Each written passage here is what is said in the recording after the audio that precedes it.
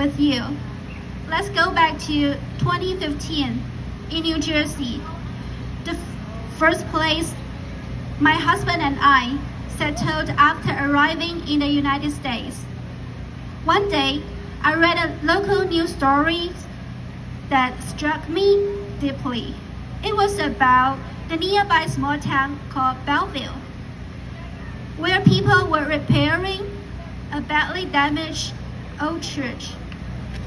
During the work, they unearthed human remains of Chinese and antique flat irons. At first, it sounded like the beginning of a mysterious movie. But later, research found that behind it was a moving and inspiring history. The remains belong to Chinese laborers from the 19th century.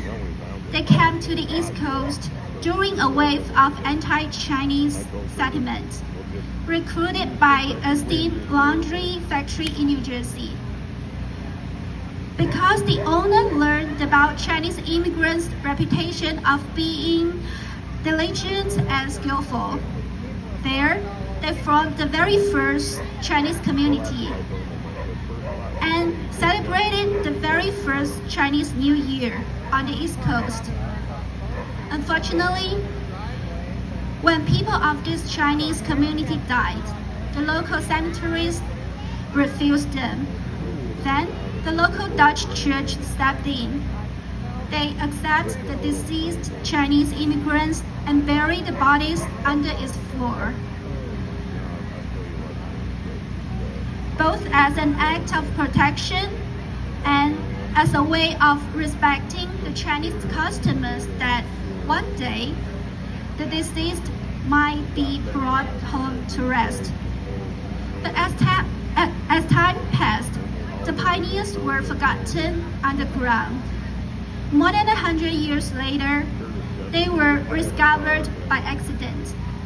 The local government, remembering their contributions, reburied the remains and erect a monument in their honor. I knew this church well. It stood right by a highway we always drove past. I couldn't help but just look at it. It was old and crumbling. The cross on its tower had collapsed. It seemed full of stories. And later, I learned how true that feeling was. It was a strange connection.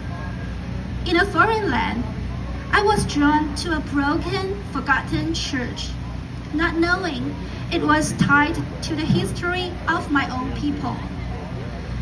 Even stranger, years later, the story would return to me and become the seed of my very first book, The Lion Dancer.